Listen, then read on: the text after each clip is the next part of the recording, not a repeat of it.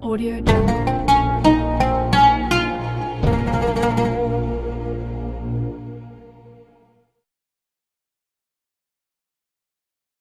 Assalamualaikum warahmatullahi wabarakatuh. Alhamdulillahilladzi hadana li hada wa ma kunna linahtadiya laula an hadanallah. Asyhadu an la ilaha illallah wa asyhadu anna Muhammadan abduhu wa rasuluh alladzi la nabiyya ba'da amma ba'du. Ikhwatu iman, dimanapun Anda berada, seandainya memiliki 100 nyawa.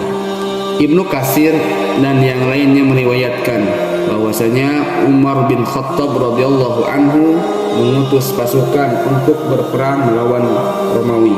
Ikut serta dalam pasukan ini seorang sahabat muda bernama Abdullah bin Khuzafah. Perang pun berkecamuk hebat. Kehebatannya menyisakan decak kagum panglima Romawi atas keteguhan kaum muslimin dan keberanian mereka menghadapi musuh. Raja Romawi memerintahkan agar pasukan muslimin yang mereka tawan dihadapkan kepada mereka. Didatangkanlah di hadapannya Abdullah bin Khuzafah. Dia diseret dengan tangan yang dirantai dan kaki yang diikat. Setelah berbincang-bincang dengannya, raja kagum atas kecerdasannya. Dia berkata kepada Abdullah, "Masuklah ke agama Nasrani, kau akan kubebaskan." Abdullah menolaknya dan raja pun menawarinya lagi. "Masuklah ke agama Nasrani, kau akan kuberi setengah dari kekuasaanku." Namun Abdullah tetap tegas menolaknya. "Masuklah ke agama Nasrani, kau akan kuberi setengah dari kekuasaanku dan kuikut sertakan kau dalam pemerintahanku," desak sang raja. Abdullah berkata lagi, "Demi Allah, andai saja kau berikan seluruh kekuasaanmu dan kekuasaan nenek moyangmu kepadaku, bahkan seluruh kekuasaan Arab dan Ajam, aku tetap tak sudi untuk keluar dari Islam. Kalau begitu, kamu akan kubunuh," putus sang raja. "Bunuhlah," jawab Abdullah. Raja memerintahkan pasukannya agar menyalib Abdullah bin Khuzafah, lalu menyuruh pasukan pemanah untuk melepaskan anak panah ke tubuh Abdullah hanya untuk menakuti. Saat anak panah meluncur ke sekitar tubuhnya, raja tetap menawarinya masuk agama Nasrani. Dan seperti sebelumnya, Abdullah menolak tegas. Dia lebih memilih kematian. Melihat ketegaran Abdullah, raja memerintahkan agar dia dikembalikan ke penjara. Kali ini dia tidak diberi makan dan minum sampai ketika Abdullah hampir mati karena haus dan lapar. Mereka memberinya arak dan daging babi. Melihat kedua hidangan itu, Abdullah berpikiran, "Demi Allah, aku tahu arak dan daging babi ini sebenarnya halal bagiku karena dalam keadaan darurat. Namun aku tidak ingin orang-orang kafir itu bersorak gembira karenanya." Maka hidangan ini tidak disentuhnya. Hal itu dilaporkan kepada sang raja. Kemudian dia menyuruh agar dihadirkan seorang wanita seksi di hadapan Abdullah. Masuklah wanita itu ke sel Abdullah. Dia beraksi di muka Abdullah, meliuk-liukan tubuh untuk menggodanya. Namun sedikit pun Abdullah tidak menoleh kepadanya. Menyadari sikap Abdullah seperti itu, wanita tersebut keluar sel sambil menggerutu. Dia berkata kepada raja dan pasukannya, "Kalian telah menyuruhku menggoda seorang lelaki yang aku tak tahu apakah dia seorang manusia ataukah seonggok batu. Demi Allah, dia tidak tahu apakah aku seorang perempuan ataukah lelaki." Sang raja putus asa membujuk Abdullah. Dia menyuruh pasukannya membuat tungku api dan memanaskan minyak hingga mendidih. Kemudian Abdullah bin Khuzafah diberdirikan menghadap minyak yang telah mendidih itu.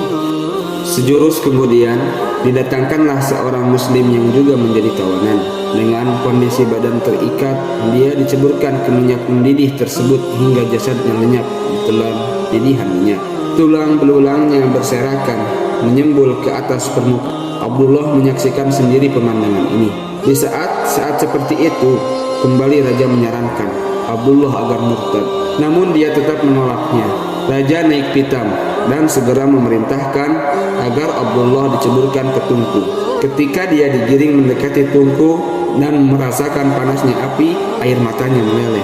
Abdullah menangis. Raja yang mengetahui hal tersebut bergembira, mengira Abdullah takut.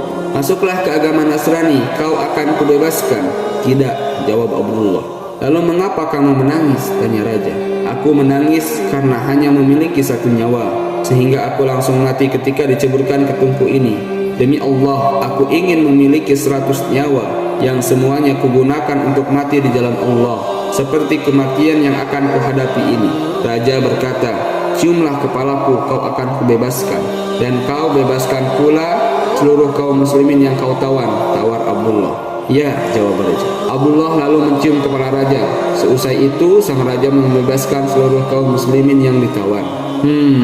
Abdullah bin Khuzafah radhiyallahu anhu itu lelaki yang normal ataukah abnormal ya? Masa dia tidak tergiur oleh kemolekan seorang wanita cantik? Padahal si seksi itu telah meliuk-liukan tubuhnya di hadapannya, dan padahal pula layanan menggiurkan itu diberikan kepadanya secara gratis. Bandingkan dengan para lelaki normal di sekitar kita, mereka bersedia membayar mahal untuk mendapat layanan seksual yang tidak halal. Andai diberi secara cuma-cuma, tentulah mereka akan segera menerkam si seksi dan mengumbar nafsu birahi. Tak ada kucing yang menolak bila disodori ikan asin. Mungkin begitulah dalih mereka untuk menutup-nutupi kebusukan jiwa mereka. Namun Abdullah bukanlah kucing yang tak berakal. Seperti Ibrahim pada kisah terdahulu, tampaknya Abdullah sadar betul bahwa kemalekan tubuh wanita seksi di dunia tidak ada apa-apanya bila dibandingkan dengan bidadari di surga. Rasulullah SAW bersabda, satu perjalanan keluar di jalan Allah atau satu perjalanan kembali dari jihad di jalan Allah lebih baik daripada dunia dan seisinya.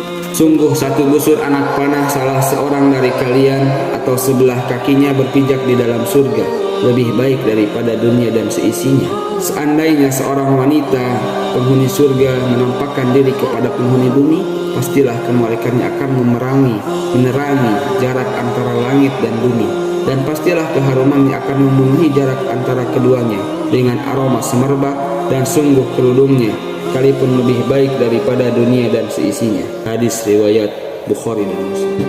Belum lagi bila kita perhitungkan frekuensi dan namanya kenikmatan seksual yang dirasakan. Rasulullah SAW bersabda, di dalam surga setiap mukmin diberi sekian kekuatan dalam bersetubuh. Kemudian ada yang bertanya, wahai Rasulullah, apakah dia bisa melakukan itu? Jawab beliau, dia diberi kekuatan 100 orang. Hadis riwayat Tirmidzi dari Anas radhiyallahu anhu. Itu tadi baru sebatas kenikmatan seksual, padahal kenikmatan surga itu jauh lebih banyak. Rasulullah SAW bersabda, barang siapa masuk ke dalam surga, niscaya dia akan selalu berbahagia, tidak akan pernah sengsara, pakaiannya tidak akan usang, masa mudanya tidak akan pernah habis. Hadis riwayat Muslim. Begitu bahagianya para penghuni surga, sampai-sampai kita tak mampu membayangkannya. Cobalah sebutkan apa saja kenikmatan dunia yang paling menggiurkan selain wanita, harta berlimpah, tahta adidaya, teknologi canggih. Surga memiliki kenikmatan yang lebih dari itu semua. Allah Subhanahu wa Ta'ala berfirman dalam sebuah hadis qudsi, aku telah menyediakan bagi hamba-hambaku yang saleh segala kenikmatan yang belum pernah terlihat oleh mata, segala kenikmatan yang belum pernah terdengar oleh telinga, dan segala kenikmatan yang belum pernah terbetik di dalam hati manusia. Hadis riwayat Muslim dari Abu Hurairah. Abdullah lebih memilih kemolekan bidadari surga daripada wanita seksi yang meliuk-liukan tubuhnya di hadapannya. Pilihannya ini bagus. Dia lebih memilih kebahagiaan abadi dengan segala jenis kenikmatan di surga daripada kekuasaan adidaya kerajaan Romawi yang penuh dengan keterbatasan. Pilihannya ini elok. Dia lebih memilih diceburkan di minyak mendidih 100 kali di jalan Allah daripada menggadaikan keislamannya hanya demi kehidupan duniawi yang nikmatnya tak seberapa. Pilihannya ini masuk akal bukan? Bagaimana dengan Anda? Manakah yang Anda pilih? Barakallahu fiikum.